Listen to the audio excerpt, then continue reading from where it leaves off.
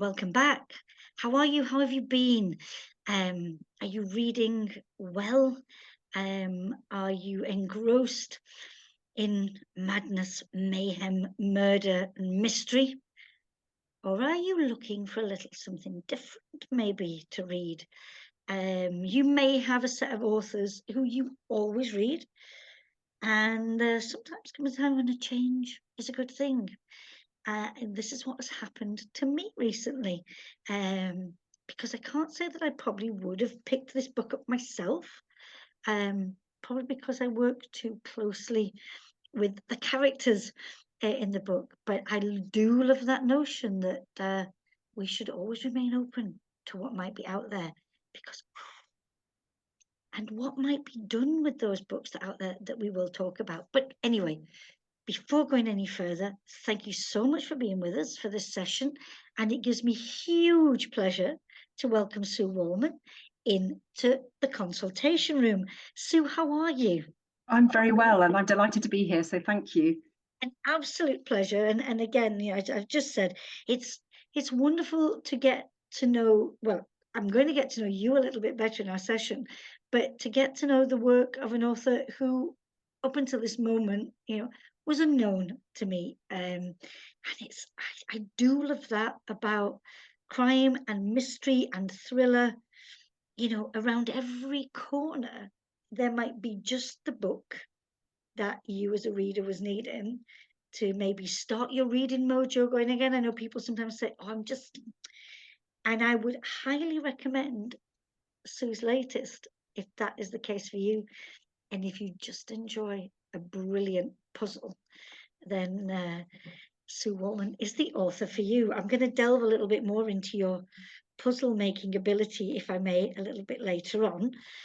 But I read in your biography that you are a former magazine journalist. Is that correct? That is correct, yes. So I went to Oxford Brookes University, which was Oxford Polytechnic at the time, and someone where I grew up had done a publishing degree, and I just thought this sounded amazing. And so I thought, I want to do that. And I was the second cohort at Oxford Brookes to do the degree. So I came out with this publishing degree, and I thought, well, book publishing takes quite a long time, it sort of, years, as I know. Now I'm an author, and I wanted something a bit quicker. And so I decided to go into magazines. And this was the 80s, where there was a lot of opportunity. Yeah. And I just wrote to lots of magazines, and several said, come and do some work experience. And I stayed on the floor of my sister's flat. She lived in London. I lived in Dorset at the time with my parents.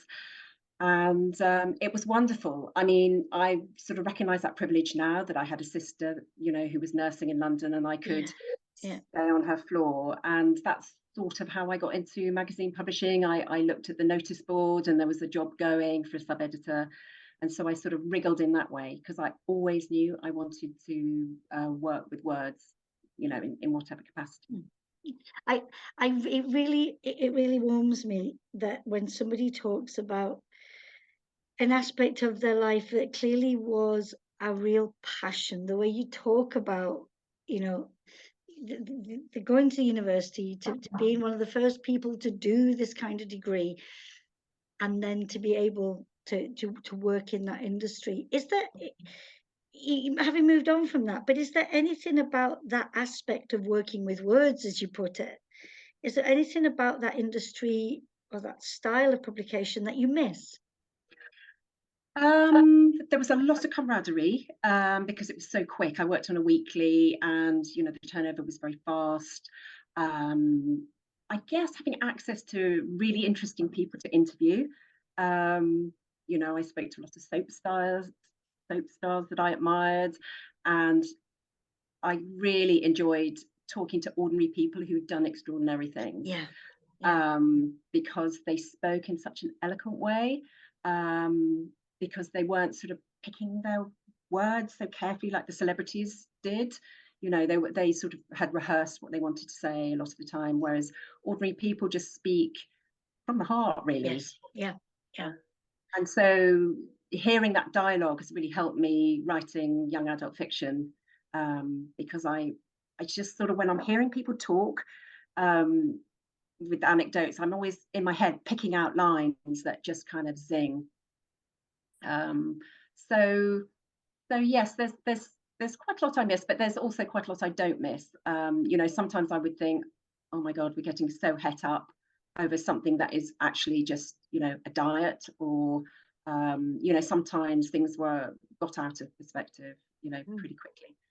Yeah, and I wonder then, now that you are able to control, I would imagine, to a much greater degree, the words that are on the page, that, you know, that drama that was around those issues, that, that can be out of your life. And I did notice as well, though, because I was going to ask you, but the idea of being, a fiction writer, and that lonely path that it can be, as opposed to working with a team, putting a text together. But I also noticed that you're a secondary school librarian. Yes, in Yeah. fact, I've just made that really scary leap to go freelance. So Oh, was this wow. I Woo! wa- I Yay! was a secondary school librarian until literally a few weeks ago, and I did it for Wow. six years, and that has been an amazing experience. And it's, I think, enabled me to write. Well, I hope I write authentically, and I just probably couldn't have written as authentically because if I hadn't have had that experience. Just being around, just being around my target audience, basically. Yes. Yeah. Yeah. And I think, again, that still being part of a team in a different way. And I wonder, you say you've taken that leap, and Mm, it's still very fresh. But I wonder, what do you, if you don't mind me asking, because if these questions are too personal, do please say, Jackie, can we move on? no, I mean, no, but I'm interesting. intrigued at choices people make, Yeah. what lies behind it. And I wondered if you were a little bit well, I don't mean nervous in the sense of, because there's always nerves where I think, cultural production is concerned, but I mean that change in lifestyle when you're not going out to the school, but it's you and the laptop, or your however you do it, Mm, and that's it. yes. Now, there's lots of reasons why I decided I should go freelance. Um, and the main one was just this lack of flexibility that I had in my job. Working in Mm. education is just so rigid. Yes. And I was being offered opportunities to go and, just school visits and talk at various places. And I just couldn't do it. And it was just so frustrating. I had a head initially who was very, very supportive, and I could do quite a lot, not as much as I wanted. And then a new head came in, and they said, well, you can do one school visit a term. And I just thought, I wasn't even full time as a school librarian, but it was 5 days a week.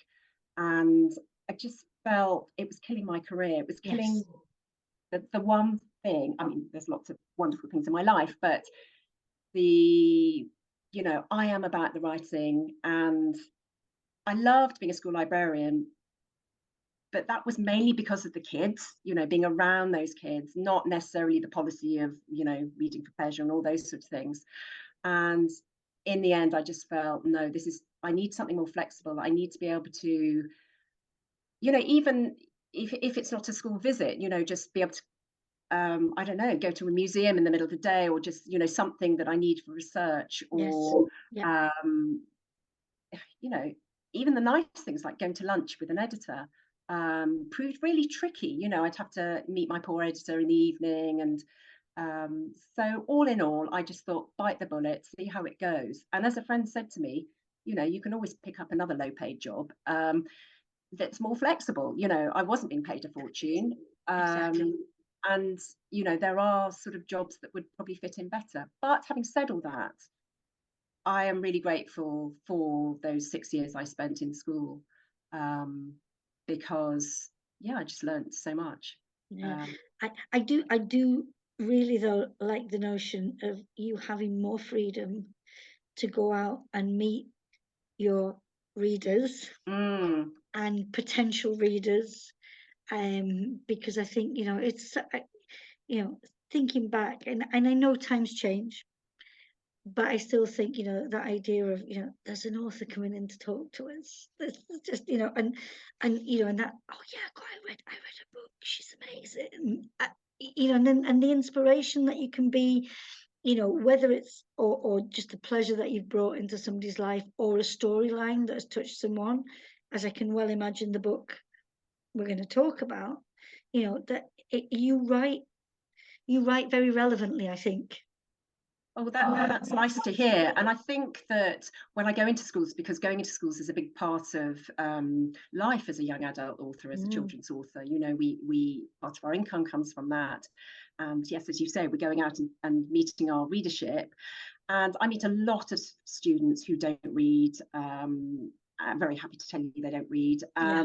but they all understand thrillers. And they're all interested in the business of publishing. So, when I talk, I'm not just talking about, what makes a good thriller, what are the essential ingredients. I'm sort of saying, well, look, how much do you think I earn? And, how do you live a creative life? How much effort goes into it, and who has a parent that works a kind of freelance lifestyle, and do you see it for yourself, the Yeah. sort of input that they give. So there's all sorts of conversations you can have with students, whether or not they're readers. And yeah, it's very energizing, but you sort of are performing as well. Oh yeah. So Yeah, yeah. I'm a natural introvert, so I do find that I have to switch into performer Sue. So it can be very tiring, but it's a fun thing to do. Yeah, yeah, most definitely. And thank you for what you do in that respect. Um, I also read, because we should say an award-winning author, that you won the Women's Prize for Fiction First Chapter Award in 2013. So many words have gone onto the page since then. Yeah. But I just wondered, with that award, were you already in the mindset of the kind of work that the kind of books you wanted to write, or was this a different kind of writing? The first chapter was something that was completely different. I just thought, what would be a sort of a chapter that would really grab you and want to make you keep reading. And yeah, so I just did it as a one-off. I was trying to write young adult fiction at that point. I hadn't got a book deal. I mean, the book that got me a book deal was my fifth young adult book that I'd written. I've been, that's obviously not unusual with writers, is it? We all have gruesome tales of Yes, our journey to publication. indeed. But this winning it, I just couldn't believe it when they phoned me up, and I went to this ceremony on the South Bank, and I was so super nervous because there was Barbara Kingsolver, and it was just amazing. And I did feel like an imposter, but it gave me a confidence that yeah, my writing is on a level that has hope. And Kate Moss spoke to me. She was one of the judges, and it felt thrilling. I mean, I wore a bright orange dress, and Yes. I felt like I was living a dream.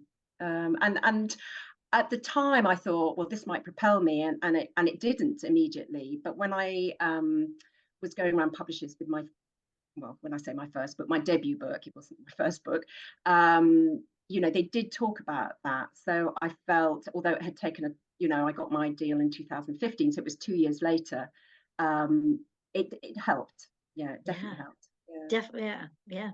Thank you. So 10 years later, and with the book that came out in May of this year, 2023, Every Word a Lie, do you feel different as an author?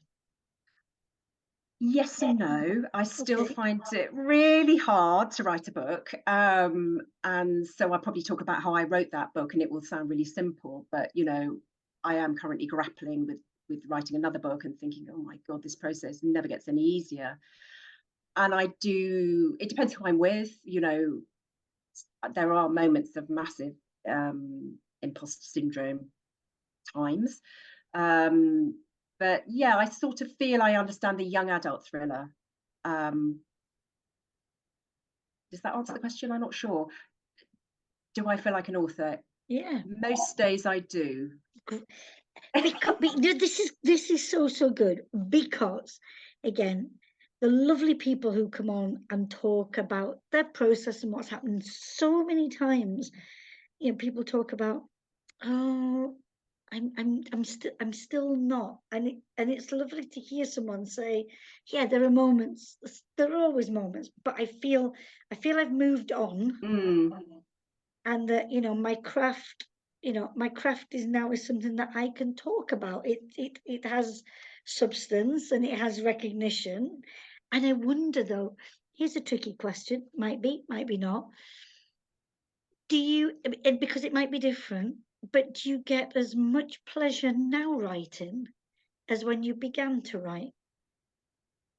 Would doing the day-to-day writing of The it. data, yeah, but before it all gets into the murky world of copy editing but just the process of allowing a story to emerge.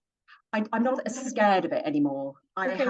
And I'm waiting all the time for that moment of flow. So it's like, oh, hard, hard, hard. I've done 200 words. When's it going to get easier? And then you get into a paragraph where everything comes alive, and that's that's the golden moment. So I suppose I just have faith that that will happen when I'm writing, and so it's easier from that point of view. Yeah, Okay. And so with Every Word a Lie, can I ask, do you have a copy of the book there with you? I do. Do waft and wave. Look at that glorious lipstick. It's you can't really see it, but it's embossed. Yes, which I 10 years ago I would never have dreamt of my name being embossed on a book. So here we are. Here you are, Mm. without a doubt. And again, I think when people maybe consider, YA thriller fiction, shy. Honestly, you really should. Um, it's well worth a read. Yeah, yeah. I think regardless of whatever age one might be, Sue, I think your work is very powerful. Um, Thank you. I try to make it. I mean, when I first started, I used to think, oh my God, when people said, oh, I read it in an afternoon or I read it in a day. And but now I realize that's a compliment, because my work is to be read, it sort of, you want to kind of race through it. You want to find out what's happening. And I know that's how teenagers like to read. Well, a lot of teenagers like to read that way. and I think that must be the teenager within me as well, because that idea of being able to want to turn the page, and not to take away from the way other authors write, but sometimes I find that to stick with it costs a lot of engagement. But That's interesting. Yeah. I found that idea of, come on, yes, yes, yeah, and not of, oh, I just can't. So, I must be. I'm still a teenager.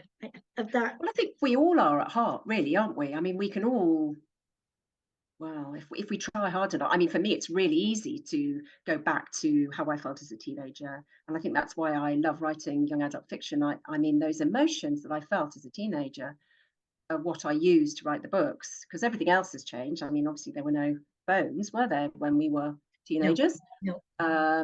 But those feelings of humiliation and embarrassment, and huge highs and crashing lows. I mean, I can tap into that, remarkably easily.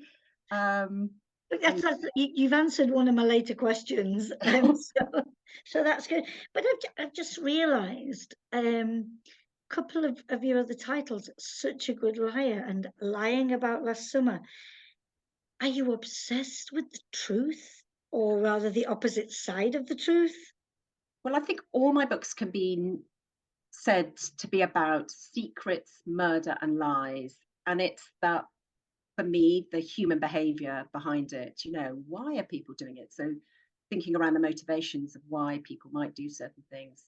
So yeah, the truth. I mean, I've got a daughter who's studying law, and I was talking about truth to her, like, there's the defense truth and there's the prosecution truth, isn't there? And so yes, I suppose I'm interested in the truth, but I'm interested in the why.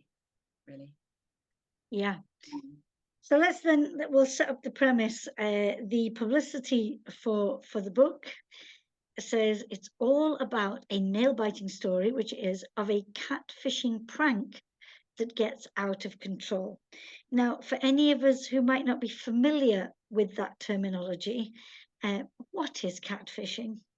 Well, when I talk to students about it, I mean, it was surprising to me because some students at my school hadn't heard of the term catfishing. But when I said it's pretending to be someone else online, well, I mean, they'd all experienced it in some shape or form, which is quite shocking.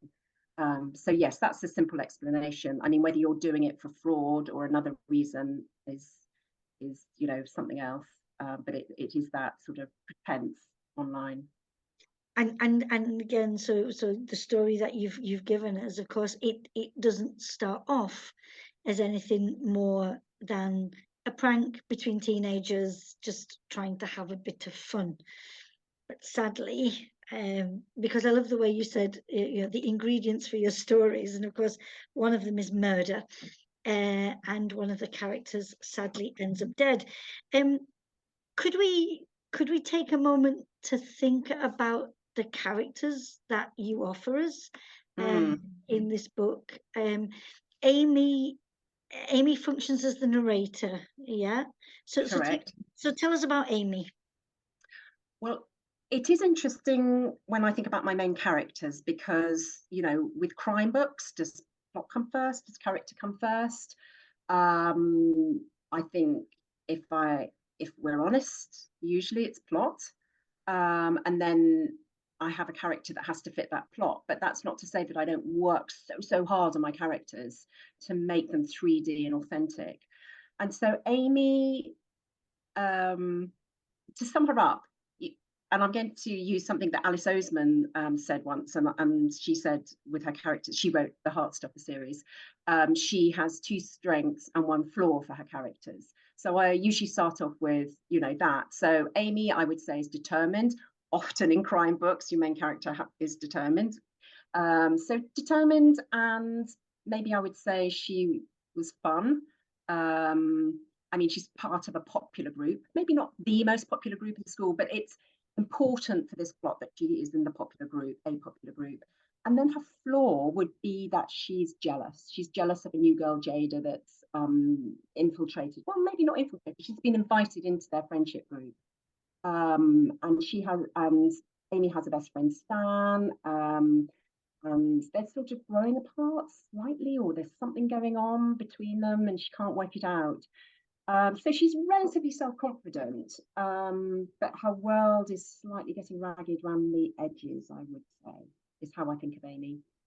And I think what you captured in that is, that time in our lives where we probably first become conscious of life's constant changes, and how we deal with them. As you said, somebody new comes into the friendship group and what those elements do. And I can't help thinking back that, I think when I was that age, I'm not sure that there were books that focused in this way, and maybe, bringing an understanding of, not that you have to kill someone because of change, but, just understanding that these things happen. Yes, it is kind of everyday life. And it was quite important for me that she had parents that she could go to, because often, sort of in children's books, sort of 30 years ago, it would be that you'd kill off the parents if the parents went around. I mean, I know that, you don't really want the parents there particularly, but, Amy tries to get help from her parents, and her parents want to help, but, they don't understand catfishing. And then she even sort of goes to the police, and they are on the back foot. So, she's not acting in a very secretive way. So I was trying to set up something that felt normal, even Yes, though we yeah, know murders in schools aren't particularly normal. thankfully, Um, yeah. and in fact, I have got several murders in this book, haven't I? And I did have an extra one, which they decided was one too far. But so that is definitely not normal. But yeah, everything else, I just kind of wanted it to be plausible. Yeah, and I think that's this, yeah, what your writing really feels. I mean, not that we would wish any of the unpleasant stuff to happen in schools, but the sense of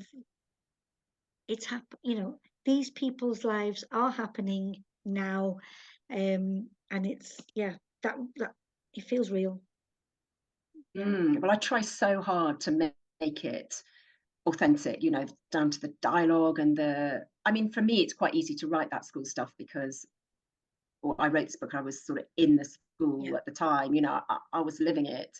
So it's not a stretch, but yet it is sometimes, to sort of get the exact dialogue right. Or yeah, I mean, I have really enjoyed writing the school setting. Ooh, look, I'm just going to come away from this. The more you talk, the more questions you create. I'm really sorry, Sue. So forgive me if we just stray a little bit. But now that you're no longer in school, Yes. do you, do you have a contingency plan? Well, yes, I might have to start a creative writing club. I had a creative writing club in school, and it was suggested that maybe I started one outside of school, which I might do. There are young adults I know who would be very happy to answer questions about certain things, but the immersive experience I will have to get from just being really nosy, going on buses and listening to snatches of dialogue around me and listening to the kind of the pattern of the teenage speech. My youngest daughter is 20. So I have 20-year-olds around, which isn't far off.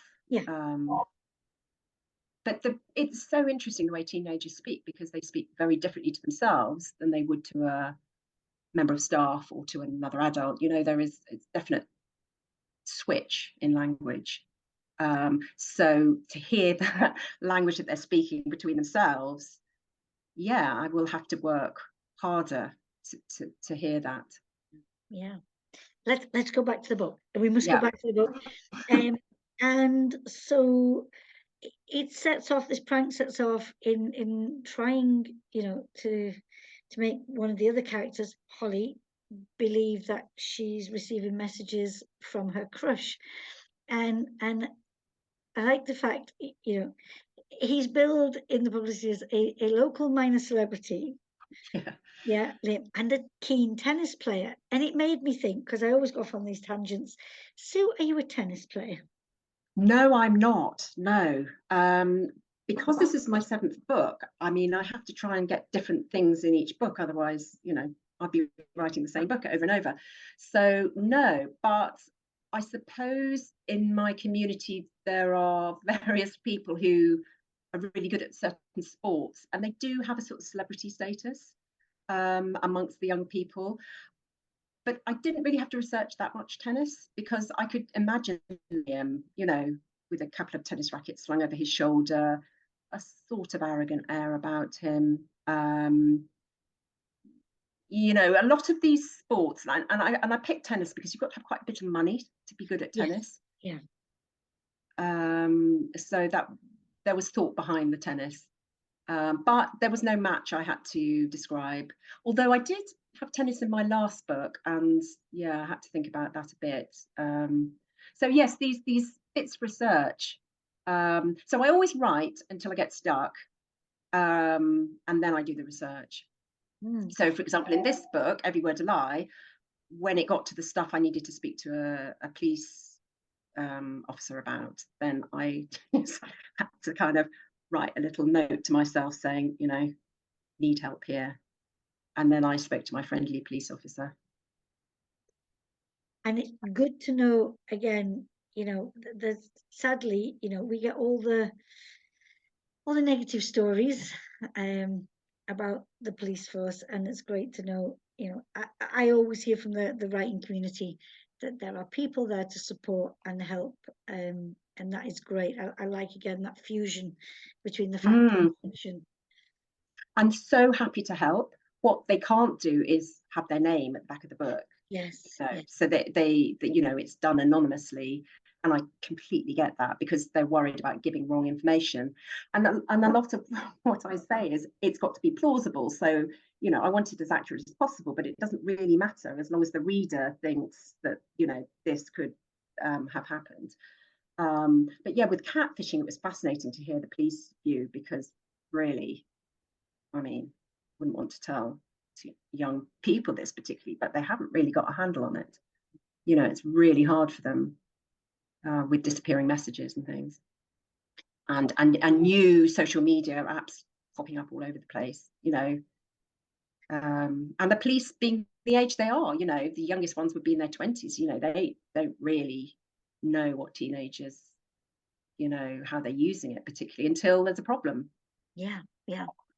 And so we were talking about, life evolving, but then also that the sense of, crime in whatever form that crime might take, but all around technology and and all the discussions around AI, that yeah, with a workforce that is at a certain age proportionally to where these things are happening.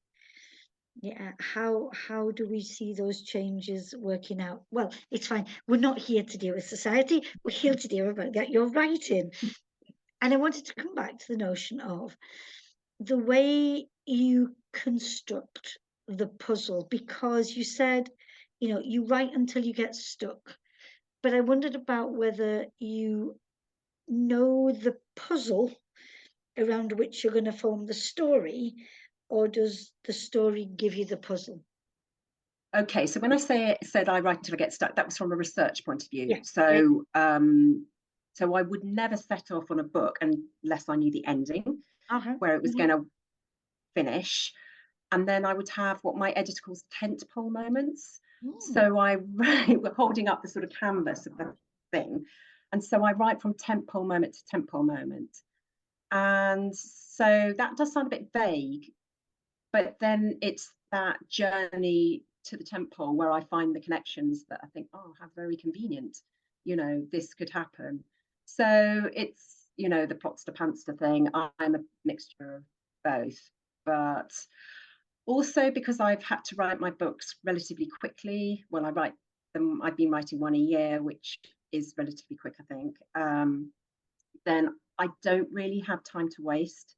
So I can't afford to be kind of thinking, well, let's just see how it goes. I've got to kind of know. Yeah. And so, just sticking on that, are you somebody who believes in inspiration, or are you somebody who believes in just good old fashioned sit down and write? Well, this sounds boring, but a bit of both. Yeah. So I'm not, although I have to write in a year, I'm not particularly fast writer. And I think it's maybe the magazine thing because you know our features were always about 400 words, 1,000 words, and then you would be kind of polishing those words. Whereas like my books are typically 75,000 words, which I know is shorter than an adult book, isn't it? Um, so gosh, I've forgotten what I was talking about. What was The the idea question? of either inspiration or Oh just, yes. yeah, um, so so I make myself sit down and I only make myself write 500 words, which doesn't seem very much. So, and often I go over that. So, yes, I certainly believe in the everyday thing, or not every day, but yeah, definitely the grind. I don't think you're anywhere without the grind. And it is hard work, and you have to recognize it's hard work and just crack on.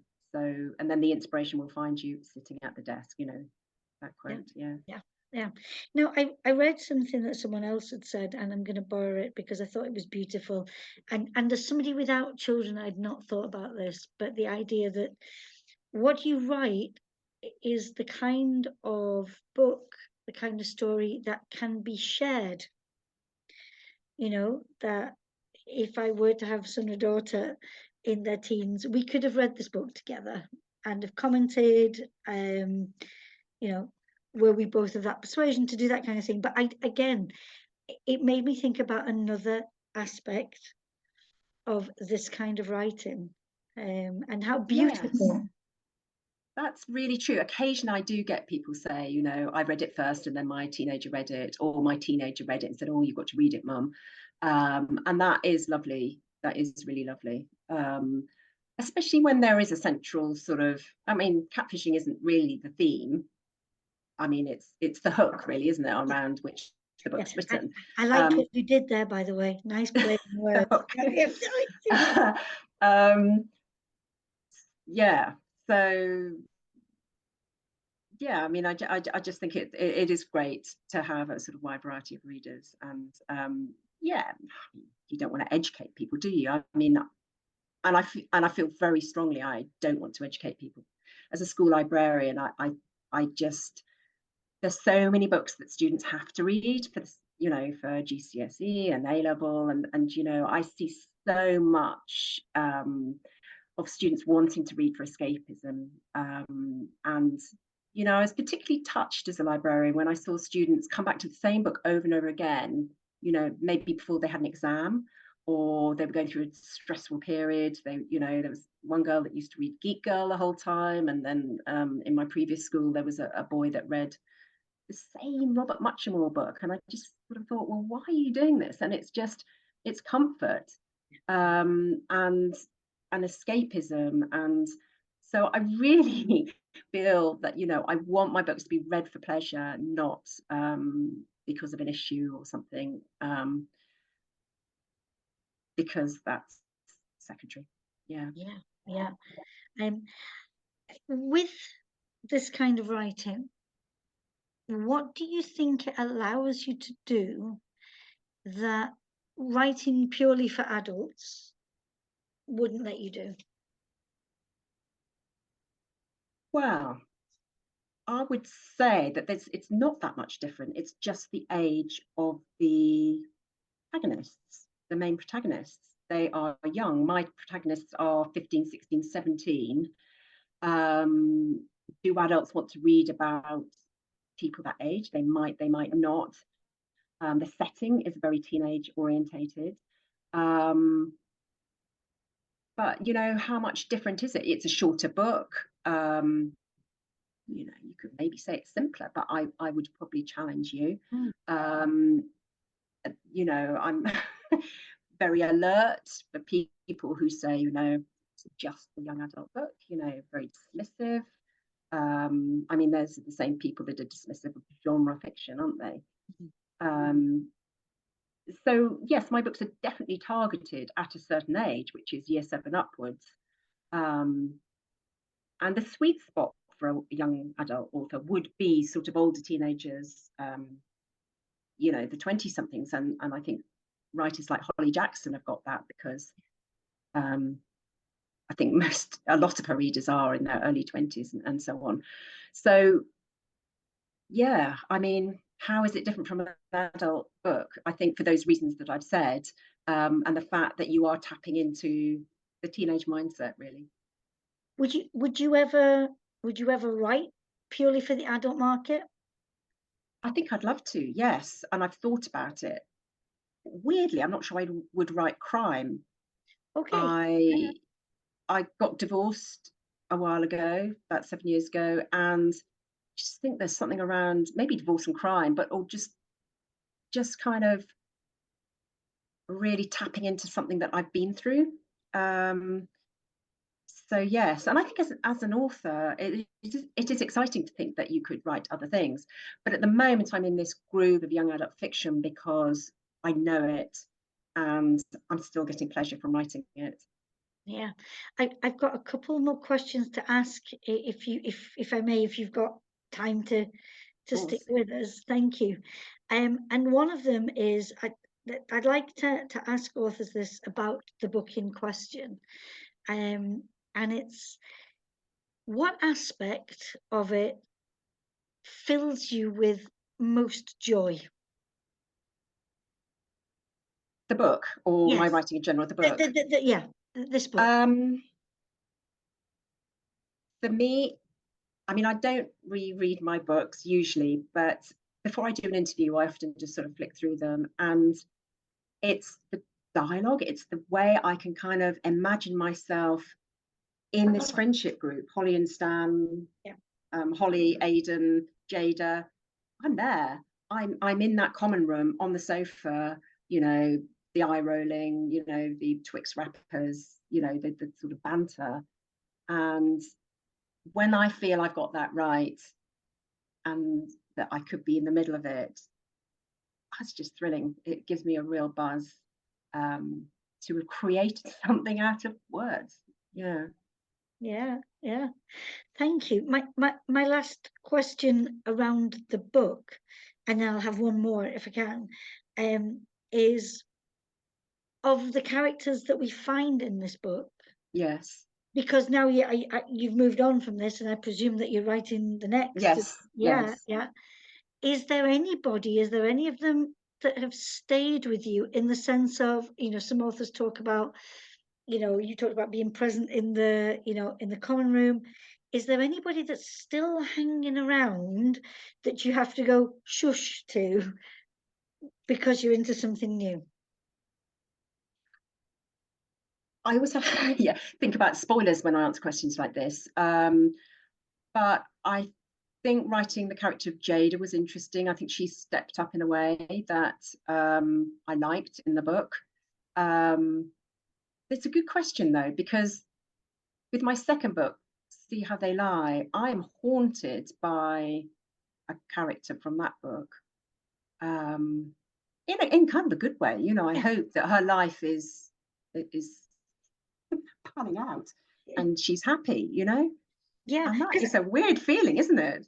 but I just think, given the investment, immersion, Yeah. time, energy, that those worlds that are created become real. And then to turn that final page or to write that final line or that final edit and say, right, I'm done. And all the people who inhabited those pages who were, around my walls, larger than life, blah, blah, blah. And now it's silent.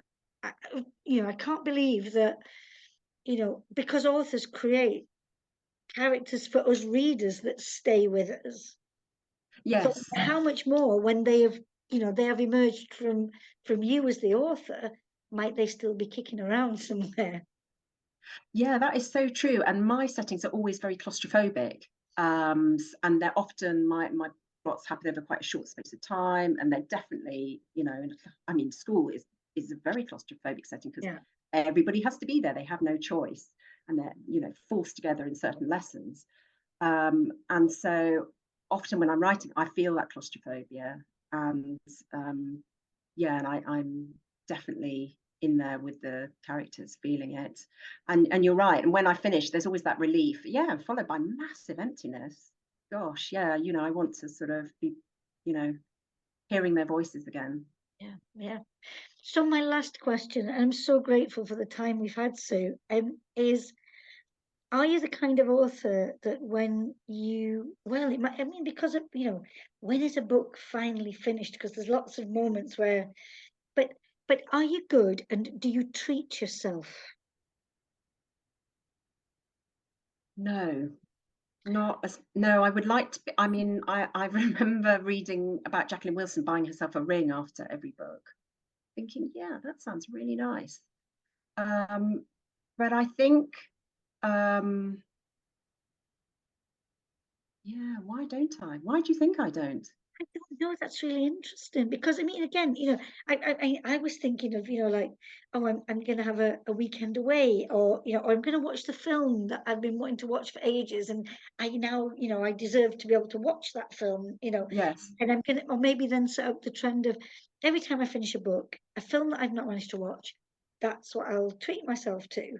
Why, yeah, why don't you do it? Because honestly, given the joy, the pleasure, that immersion that you give to us readers, I really think you should I do that. do buy little necklaces of my book. I don't know whether you can see it. Yes. That's the book cover, you know, and that's not a huge purchase. That's just, I don't know, £12 from Etsy. Um, I don't know. It's not that I don't think I deserve it, but I think I'm gonna have to think about that. Maybe it's because as an author, I mean, money's, I'm earning money, but it's not I'm not Aimed it. Oh yeah, swimming in it. yeah. So I feel like But I've got to be careful with it.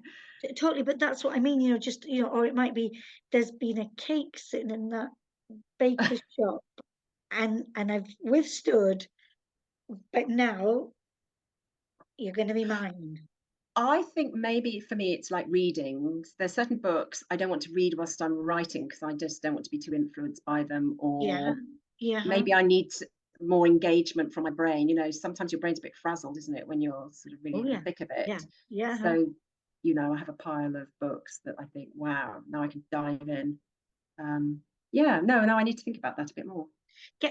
Please do get back to me when when if there's a resolution to this, because I would love to hear what you choose as the treat for when your book is done. Oh, Sue, thank you for talking to us about so many different aspects of you. I'm sorry that I feel like we should have spent more time on every word a lie, but then there's always the danger of saying too much and not allowing Exactly. people the chance Well, to I'll just give it a final little plug come here. on. Yeah, yeah. Yeah, Oh, did you thank get you. to choose the color of lipstick on the front? No, no, the lipstick was a slight worry because, I didn't, you only get a certain amount of say over covers. And I thought, oh, that's too gendered. But, then they made it embossed and I was a little happier. But no, I only get to do tweaks with Yeah, covers. yeah, So it's a weird thing, isn't it? Because it represents your writing. And also for me, going off on a slight tangent here, the whole literary commercial thing. At one point, my book covers became a little bit more Waterstones-ish rather than more, they sort of not literary, but and I just thought, but it's my word, it's the same words. I try just as hard, um, it's the same. And the whole packaging around your book yeah. is a whole nother podcast, isn't it? Really. Oh, it really is very much so. Maybe you would do me the honors of later on down the line we could come back and just have a time talking about this. Love to. Thank Could you we do so that? much. Thank you, Yeah. thank you. Oh, well, Sue Wallman, wishing you all the very best with every word a lie. Thank And you. as I say, I do hope we get a chance to keep going on this conversation. It's been an absolute pleasure. Thank you. Thank you. Bye.